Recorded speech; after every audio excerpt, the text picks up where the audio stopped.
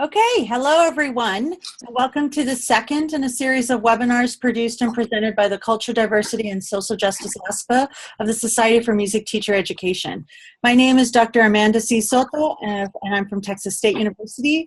I have served as the co-chair of the Culture, Diversity, and Social Justice ASPA since 2014. This webinar marks the second of three that we have scheduled for the 2016-2017 school year and have been coordinated by the three co-chairs of the ASPA. They are myself, Dr. Juliet Hess from Michigan State University, and Dr. Carol Frierson Campbell from William Patterson University. Information regarding these webinars is available at our website at www.smte.us under the ASPA tab located at the top of the web page, and also on our Facebook group page. The link has been posted on the chat box, so if you scroll to the top of the chat, there's those two links. Also, information about the webinars are posted in our newsletter, Seasons of Change, which was distributed this past winter, and it's also located on our webpage and on the Facebook group page. So make sure to become to subscribe to our listserv and to also become part of our Facebook group page. So furthermore, the webinar will be recorded and posted on our SMTE webpage and Facebook group page so that you can utilize this as a resource in the future. Today's webinar focuses on the topic, "'Cause I Know, a Story About Race in American Music Education." Deejay Robinson research interests include or focus on the intersections of race, power, and privilege in American music education. Currently, Deejay is engaging in co-authoring a book detailing the experiences of minority music educators across the United States. He published an open letter to minority music teachers and has co-authored 2 chapters that will be published in the spring of 2017. He serves as an educational think tanker for the Handel and Haydn Society and an LGBTQ curriculum writer for the Massachusetts Department of Elementary and Secondary Education. Deejay resides in Boston, Massachusetts, and has degrees in vocal performance and music education. In a few moments, we'll hear from Deejay Robinson. For some quick instructions for those of you online, to view this webinar with the slides in full screen, simply click on the full screen icon with the 4 arrows shown in the upper right-hand corner of the main screen. You will also be able to hide the video panel by clicking in the Video View Options tab. The microphone icon on your screen should have a red line across it indicating it is now muted. Please stop your video by clicking on the video camera icon if I have not already done so for you. You will have opportunities to interact with our presenter at the end of the presentation. Please use the chat box in the lower right-hand corner of your screen to submit questions and comments when the Q&A portion of the webinar has begun. If you do not have access to a keyboard to type your question, please unmute yourself and ask your question. When you're finished asking your question or responding to the presenters, please turn off your microphone. The session is scheduled to last 30 to 45 minutes depending on the Q&A portion. And now I would like to present Mr. Deejay Robinson. Thank you. Good evening, everyone. My name is Deejay Robinson, and I am pleased to host today's webinar. Thank you to Dr. Soto for hosting this event and to the members of NAFME's Cultural Diversity and Social Justice and Music Education for inviting me to speak. Leanne Bell, in her book, Storytelling for Social Justice, wrote, "Stories help us to connect individual experiences with systemic analysis, allowing us to unpack in ways that are perhaps more accessible than abstract analysis alone." Music education scholar Murray McCarthy advocated for merging narrative inquiry and history as a way of knowing the relationship between music and the human experience. Today, I will tell a story, my story. I hope that you will open your hearts just for this brief moment to see, hear, and feel what it is like to be me. One of the most unsung musicians in American music education is Nina Simone. Nina was born in 1933 in Tryon, North Carolina. Just like many Southern musicians, Nina's love for music began in the church. In the Netflix documentary, What Happened, Miss Simone, Nina reminisces about her upbringing in the Jim Crow South. She said, "I studied to become the first Black classical pianist in America, and that's all that was on my mind. That's all that I was prepared to be." Nina goes on to describe how Southern gospel singing engendered a praise and worship that ushered transcendence. The music was so intense, you sort of just went out of yourself. I felt it tremendously. I was leading it, Nina exclaimed. She continued. When I was 7 years old, our church gave a program at the local theater, and I was on that program. And I played some song, I don't remember what it was, and there were these two white women in the audience who heard me. One of them was the woman that my mother worked for, and the other was my music teacher, Mrs. Mazinovich. And they decided right then and there to give me lessons. And so for 5 years after that, I studied piano, classical piano. Mrs. Mazinovich had it in her mind that I was going to be the best concert pianist. So it was all very disciplined classical music. Bach, Beethoven, Debussy, Brahms, you name it. I crossed the railroad tracks every weekend to get to Mrs. Mazinovich. And you know, railroad tracks in the South are supposed to be dividing the blacks from the whites. Well, it really did. I was so scared. When I first started to take lessons, I became terribly aware of how isolated I was from the other children and how isolated I was from the white community and the Negro community. Part of that isolation, of course, was this thing about color. I was a Black girl, and I knew it. I lived it. I lived in the South for 17 years. A few scenes later, Nina goes on to recall graduating from high school and attending Juilliard with the money raised from the scholarship fund established by her teacher, Mrs. Mazinovich. And then I applied for a scholarship to Curtis Institute of Music. I was playing Liszt and Rachmaninoff and Bach. I knew I was good enough, but they turned me down. And it took me about 6 months to realize it was because I was Black. I never really got over that jolt of racism at the time. It is probably difficult to understand Nina's awareness of discrimination if one has never been discriminated against. Critics may point to factors such as the quality of the applicants auditioning that likely contributed to Nina's rejection. Others may suggest that Nina projected racism on the adjudicators as a means to cope with her rejection. Many may conclude that her feelings of fear, isolation, and loneliness are a result of a series of unfortunate and unrelated events. In essence, some will view Nina's experience as a fluke and not an example of evidence of racial biases embedded in the institution of music education. Like Nina Simone, my love affair with music began in a Southern church in Garner, North Carolina. Gospel music was always around me. Singing gospel meant that I was immersed in communicating the feeling and the power of music. Monday evening choir rehearsals were not concerned with quarter notes and eighth notes. We did not drill sight reading rhythms and melodies. We did not bring pencils to rehearsals to make marks on our sheet music. There was no sheet music or notation. We did not focus on blending or vowel modification.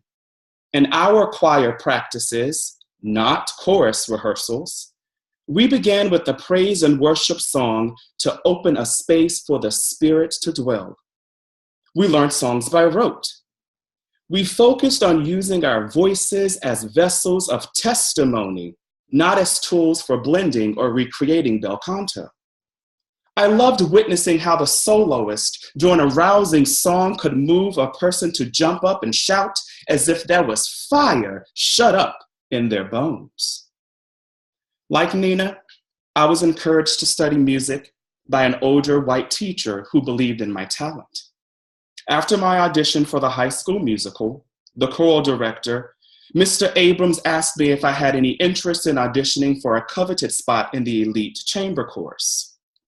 I remember Mr. Abrams inquiring about my background and commented on the power of my voice, for he believed my tenor voice would be an asset to the chorus.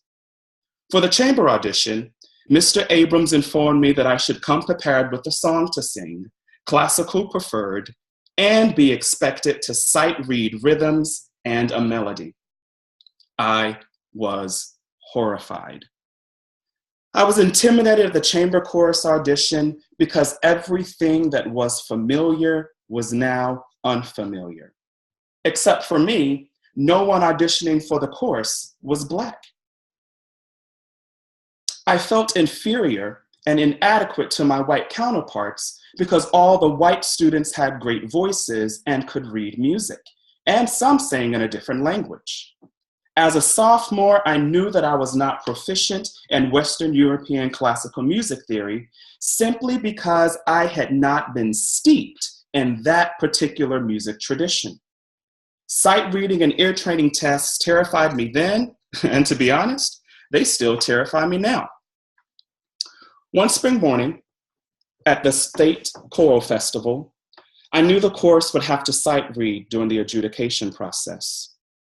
I remember my heart racing and my palms sweating when the choir was told to turn their booklets to page 2.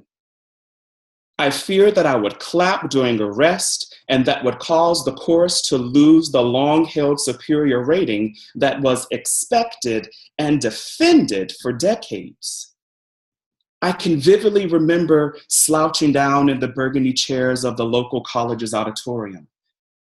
I could hear my teacher proclaiming that choral singing was about sounding as one voice. That day, I tried my best to blend in.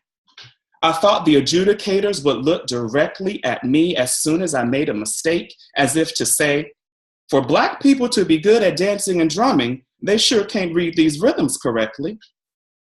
I feared my mostly white chorus members would discreetly gossip behind my back and blame me for a lowered sight reading score. Yet, I also remember the warmth I felt when singing Moses Hogan's My Soul's Been Anchored in the Lord and Brahms's How Lovely Is Thy Dwelling Place. I was moved to tears when performing Verdi's Requiem in Beethoven's Ninth in college. However, I was always aware, sometimes subconsciously and oftentimes consciously, of how inadequate and out of place I felt.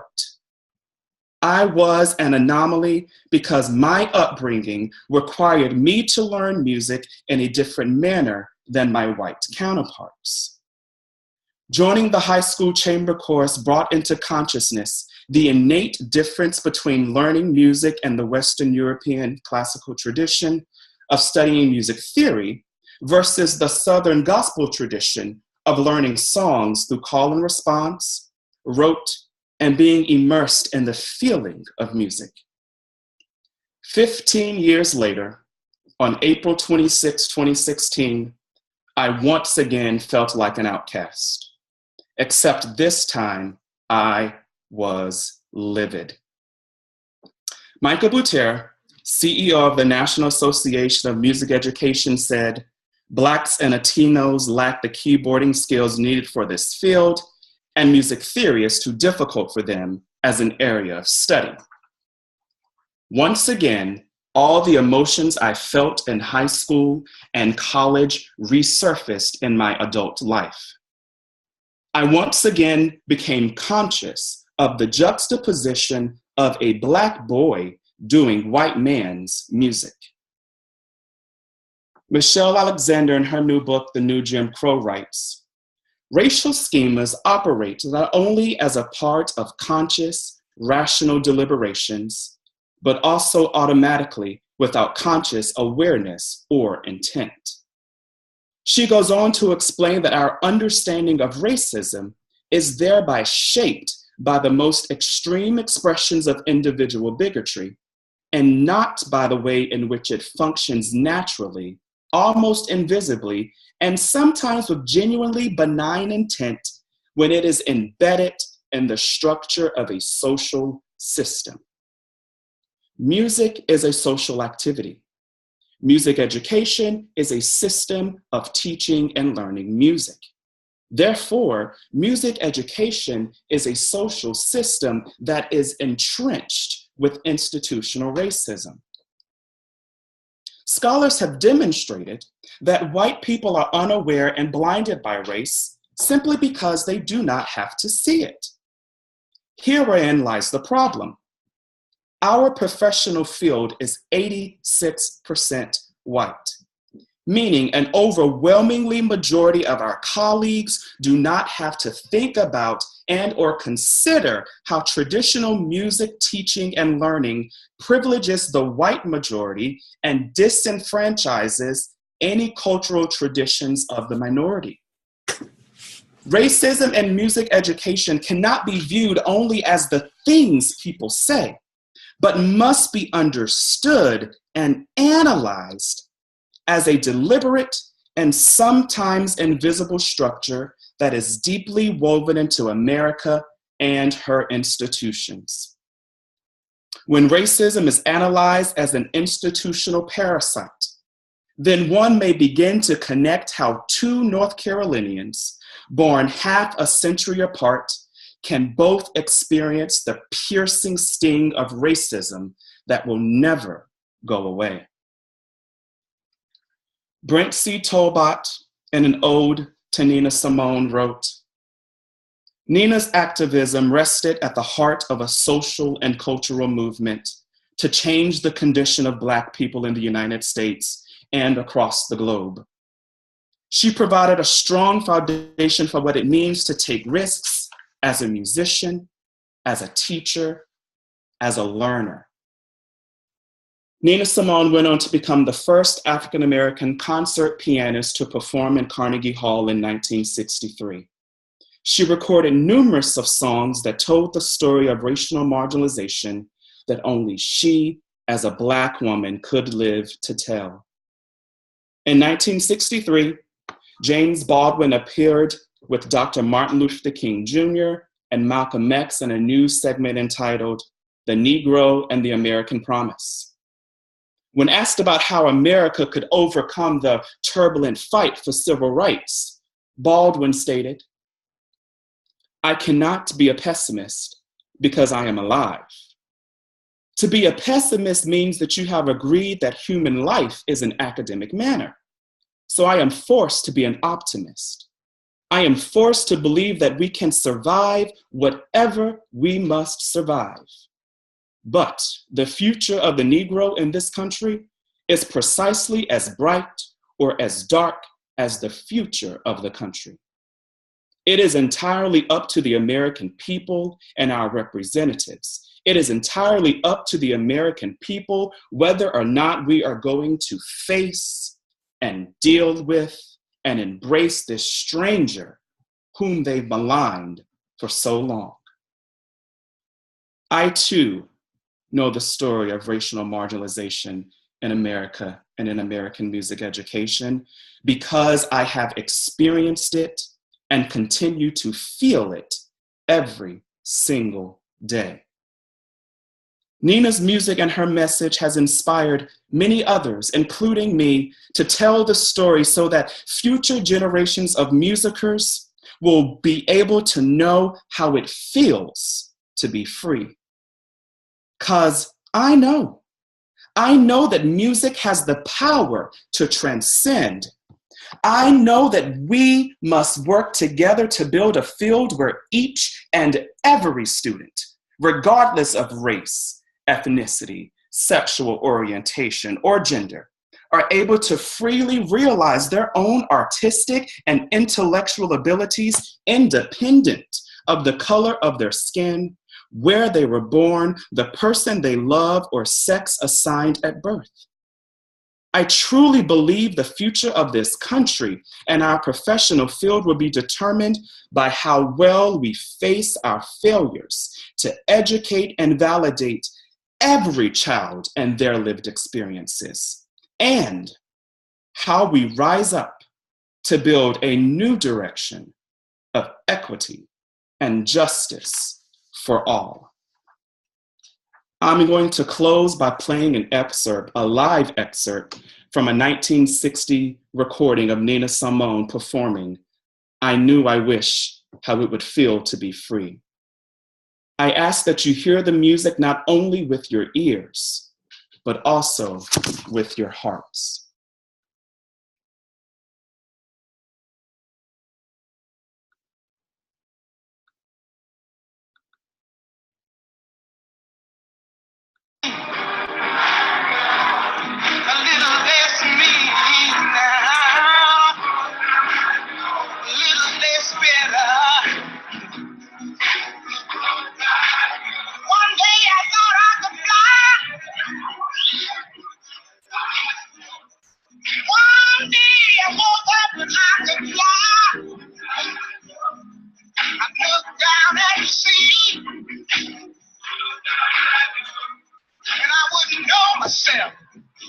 I'd have no hands, I'd have no feet. I'd have new vision. My eyes would be open a little better.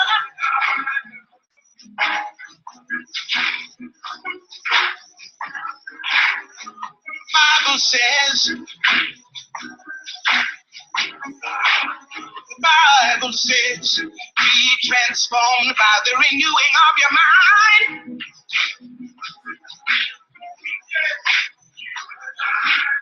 Be transformed by the renewing of your mind.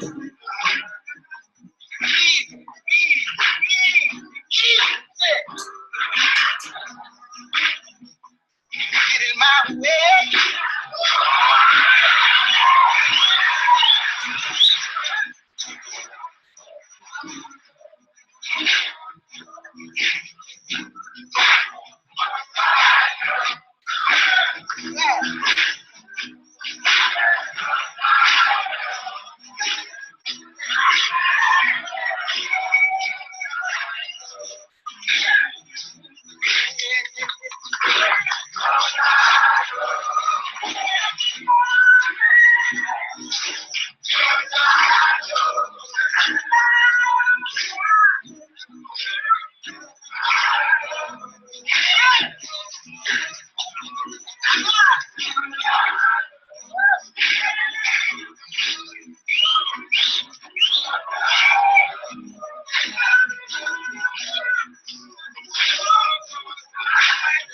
So hold down.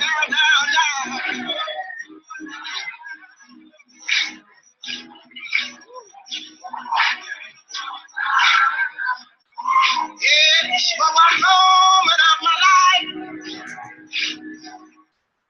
for one moment of my whole life, I would know how it would be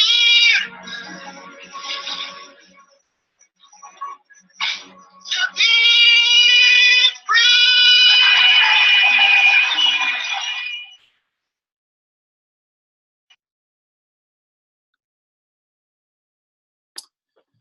Thank you. All right, thank you so much, DJ, for your wonderful presentation. At this time, we welcome questions and comments from our attendees. Please use the chat box in the lower right-hand corner of your screen to submit questions or comments. If you don't have access to a keyboard to type your question, please unmute yourself and ask your question. And then when you are done, please turn off your microphone. Thank you, and let's begin.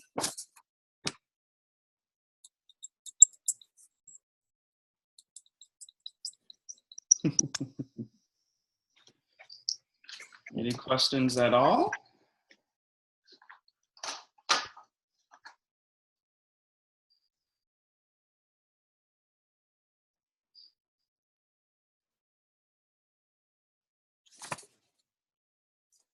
I guess if no one has anything, I can let's see. Here we go. Got a question? What do I want people? So Carol has asked, what do I want people to take away?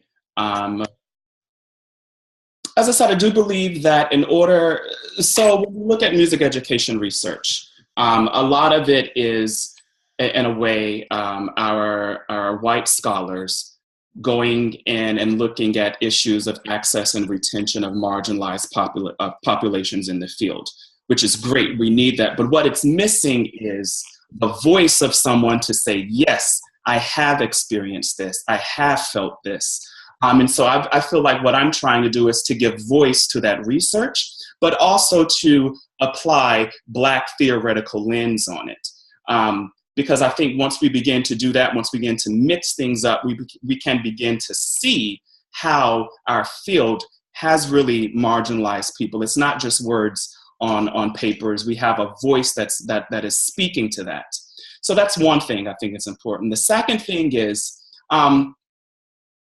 I hope that people can go back and begin to look at their curriculum and begin to see, where they might have made some mistakes. I think one of the most powerful moments from the New Directions conference was at the town hall when, you know, one gentleman stood up and said, I know it was a mistake. I don't like to call it a mistake, but, you know, maybe it was a mistake that a student left my program because I spent a little bit too much time doing Mozart and not enough time, you know, maybe incorporating William Grant Still. So just for people to go back and begin to think about those students who are in front of them and how can they make sure that their curriculum is giving voice and validating their experiences. So I hope that answered your question, Carol. Adam's working on that. Lanika, do you feel at any point that you had to give up some? Oh, yes.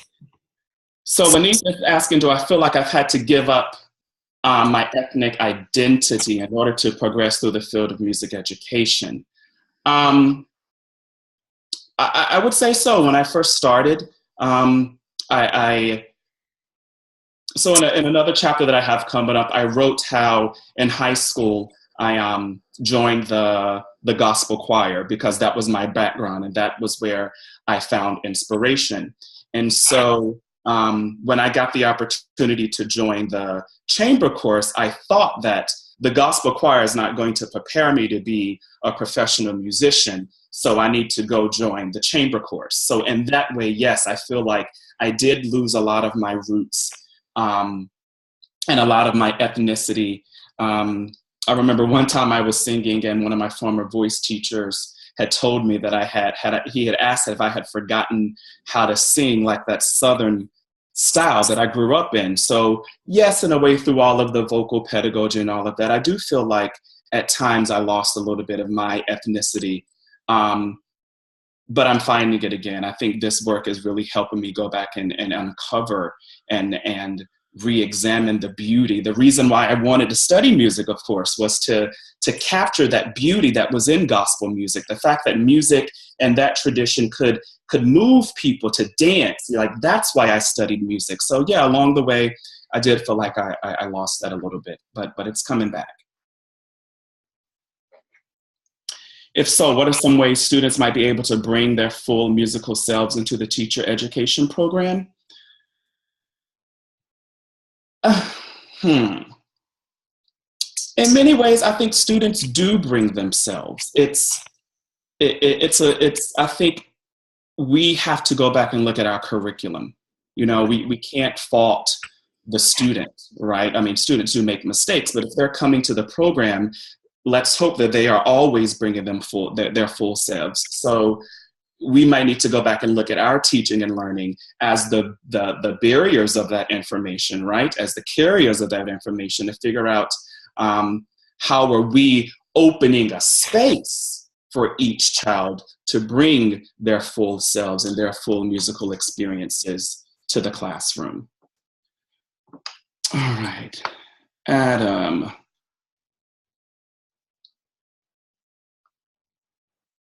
Centering around white feelings. How often white privilege feelings are okay. Even seemingly woke individuals don't seem to understand this. What do you have advice for naming this, calling folks out, describing the problem? You really hit the nail on the head, Adam. If we as a professional field, if we as individuals are going to be serious about this work, then we have to examine ourselves first.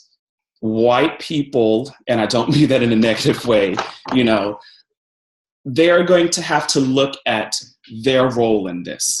And no one wants to look at, you know, or feel like that they have a part in something that, you know, people 150 years ago partake in, and how they created this black-white dichotomy. No one wants to look at themselves and feel like they played a part in that. And I hold no one, you know, for that. But I do think we have to be able to look at ourselves and figure out what role has people that look like me played in perpetuating this and continuing this. I think it starts there. And I think if you can be serious and examine yourself and some of the ugly truths of the history of this country. I think if you can find a place to come to terms with that a little bit, that's a major step.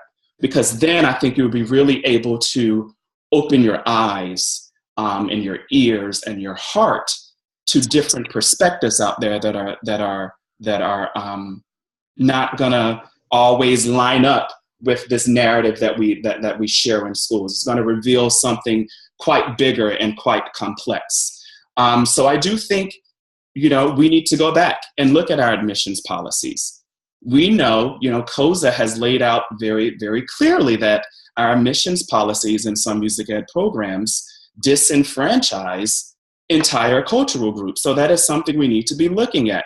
How do we audition students? So go back and looking at these policies, because another thing that researchers in the Black diaspora have proven is that conversation is good, but change happens through policy and legislation. So tenured faculty members, I hope that they are bold enough to take, something back to those board meetings and say, hey, you know what, maybe it is time for us to really examine and look at our policies to see if we are continuing to exclude people instead of broadening the field out.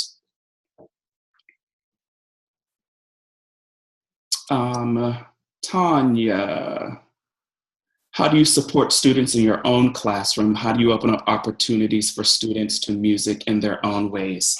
How might you encourage pre-service teachers to be more sensitive to this? My secondary curriculum is hopefully coming out. It's been in press with topics. It is my full curriculum. I tend to focus more on creating music. Lots of improvisation. My students improvise using their voices. And let me clarify, I teach pre-K to second grade. So my students improvise using their voices daily. I will ask them a simple morning greeting. Hello, how are you? That's, and they will respond back. I may ask them, what's your favorite color? And so I'm getting them to just improvise using their voices. We improvise on instruments every single day. Sometimes I may give them something to think about, and be like, all right, turn last night's dinner into music. It's a fun, silly activity, but what are they doing? They are creating, they are building a relationship between something that happened at home last night and putting that on an instrument.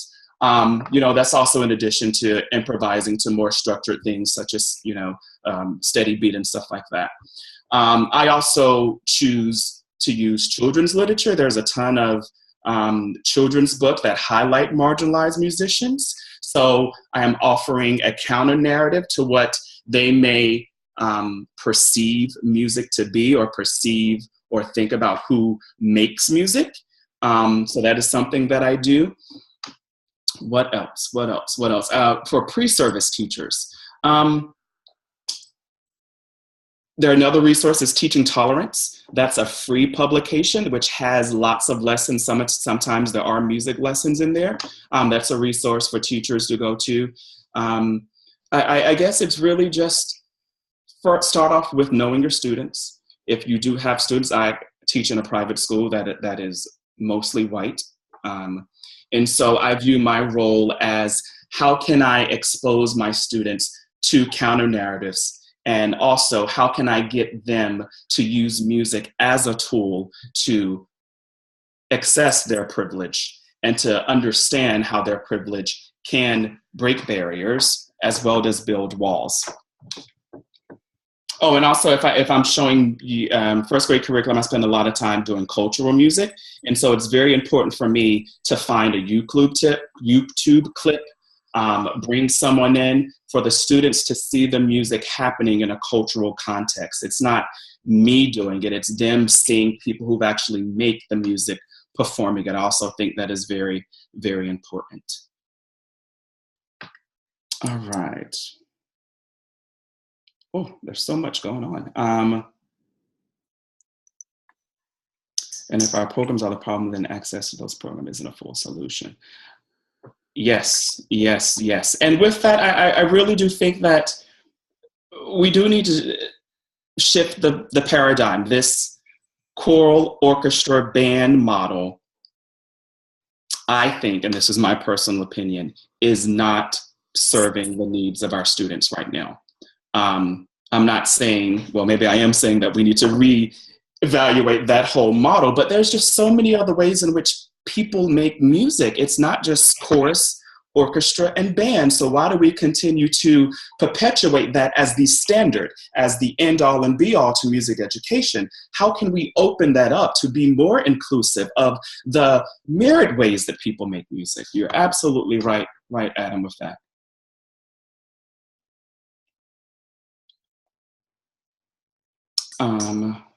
Secondly, what strategies do you have for secondary classroom? Would you continue to emphasize on the breaking of barriers? Secondary classrooms. Well, I think in secondary classrooms, you really have the chance to really dig deep into some conversations. You know, part of the presentation that I presented at New Directions was, how do you have difficult conversation with students? You know, you hear a student say, well, rap music isn't music. Okay, well, that's an opportunity for a secondary teacher to take that comment and really dig into, well, what is rap music? Who makes rap music? Why do the people who make that music feel like they need to make it? Do they feel like their voices have been taken away? So I think secondary teachers really have an opportunity to not only engage students in the music, but to break it down, engage them in a difficult conversation. What is the student getting at when they say, you know, something that we know? You know, for Michael Butera, we know that Blacks and Latinos can play the piano and do music theory, right? But pose that to the students. Have a conversation about like what does that mean? What have we done as music teachers and our institutions to perpetuate that idea, that thought? So really attacking the biases head on. I have, you know, a couple of activities that I'm willing to share in which I use to probe students to get to thinking about their biases. So really just taking that step and having some tough conversations and realizing that it's messy work. But if we aren't able to talk about it, if we aren't able to address students when they make these assumptions, then in a way, we're still doing the work a disservice, if that makes sense. Logan. Let's see here.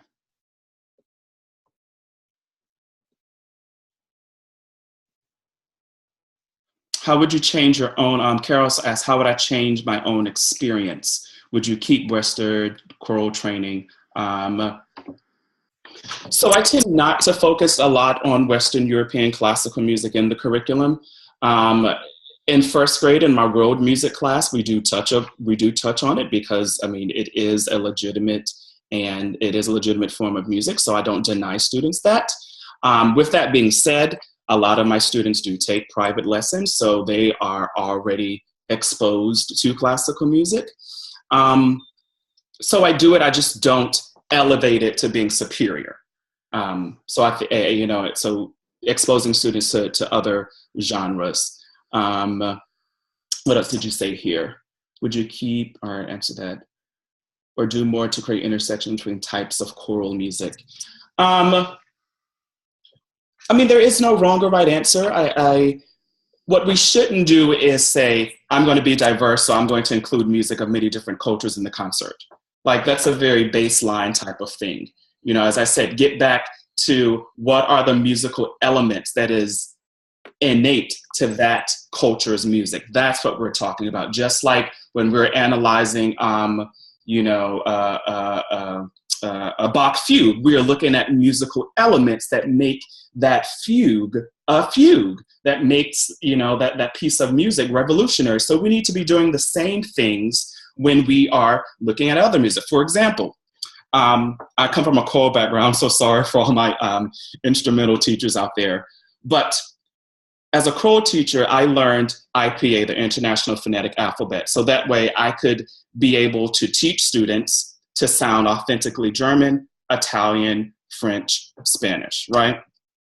But how often have we consulted the African American vernacular to figure out how can we make a spiritual sound as authentic as possible. I bet a lot of people didn't even know that there is an African-American vernacular that exists out there. So that's what I'm saying, applying the same type of rigor that we do to other musics to, applying the same type of rigor that we do for classical music to other musics, to making sure we are still trying to recreate the music in the best way possible.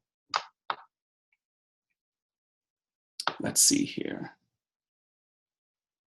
In our efforts to be more inclusive, how can we be sure to avoid falling into appropriation of underrepresented musical traditions? I think that, what is it, Bethany? I think that goes back to, if you're going to introduce something, do the research behind it, you know, research the music, show it in its cultural context. I mean, it requires us to do a little bit more work of teachers. Yeah, it really does. But yeah, research it, put it in its context, and you're gonna make mistakes. You know, appropriation does happen, but you know, own up to it. It's not going to be the end of the world. You know, we're going to make mistakes, but I say if you situate it within its cultural context, I think that is the most important thing to do.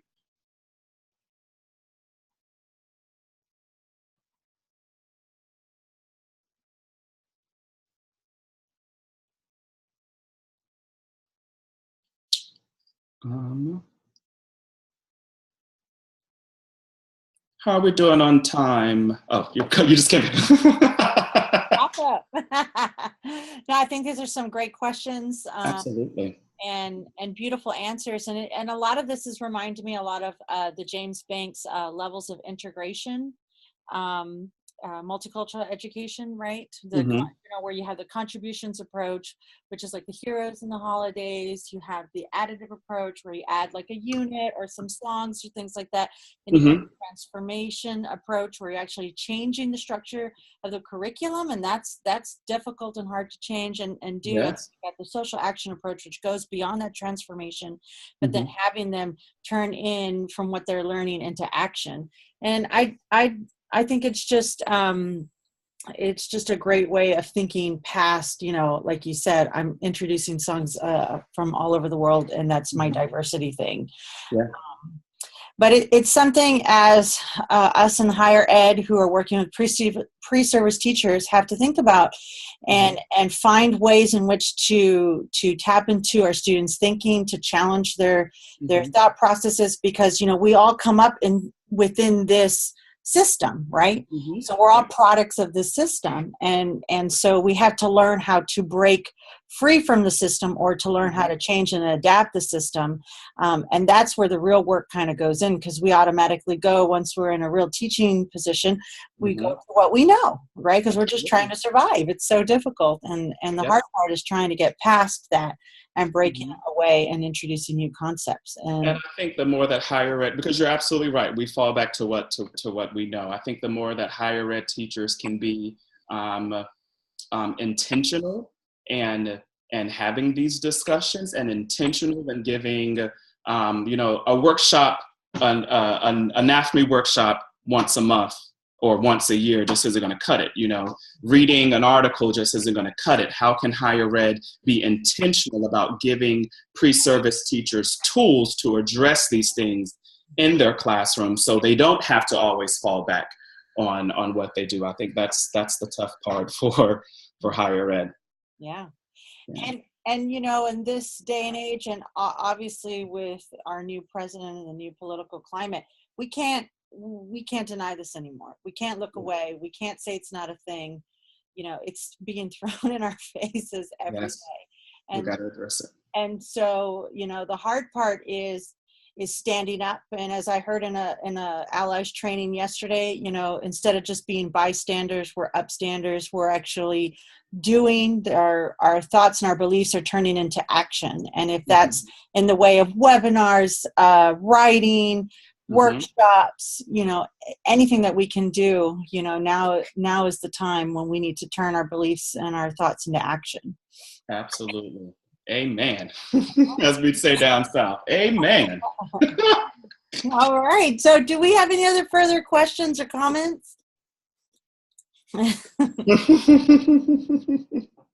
Okay, well, I think we have come to the end of our time for this webinar. You're invited to be with us again on Tuesday, April the 11th, 2017, for our third webinar. The time and meeting link will be posted on our webpage and Facebook page and sent to our listserv.